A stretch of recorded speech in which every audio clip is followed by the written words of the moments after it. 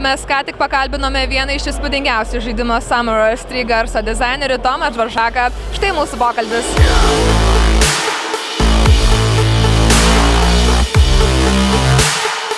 I know that you play with the clarinet, yes? Yes. And how your music career started?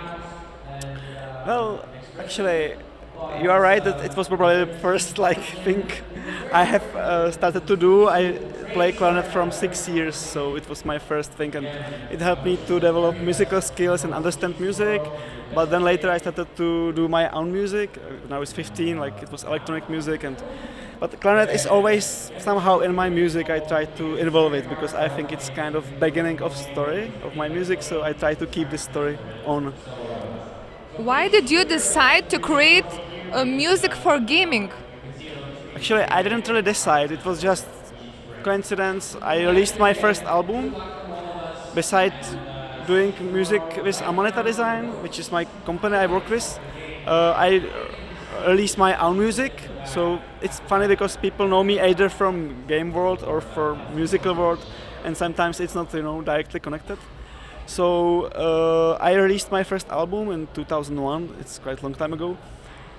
I was about 20 years old, and guys from Amanita, when they were starting working on first, we could say, commercial games, they just wrote me email if I don't want to make something with them, and I liked what they do because they sent me some previous small project from Samorost one, and I just decided I will do the project, but I would never imagine it will go so far after many years, so it was just some story, but I was just attracted to the universe of Samorost.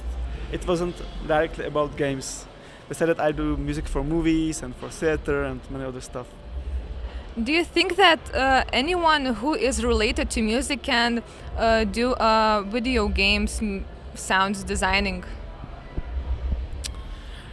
I think possibly yes, if it's his preference. I would say you need to stress some different aspects of music. So you would have to be careful about this parts, because I think music for the games or even movies, it's more about creating atmosphere, about creating finding the right emotion, I would say. You don't really need to be so careful about building wonderful composition and so on, because actually you have to be careful about not taking too much space, because your perception is not fully directed only to sound.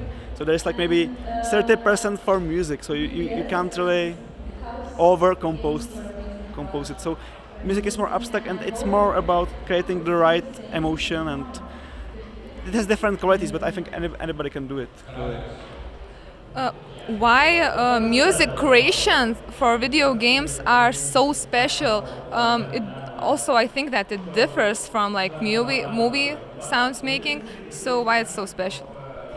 I'm not sure if it's so special, but I would say there is one difference, and it's that in comparison to movies, it's non-linear. So it means you can think about it. You have to think about it actually in more open way, how for example you have one piece of music and how to combine it with some different layer which can, based on some interaction in the game, come, and it's more tricky. It's about creating some interactive schemes and so on.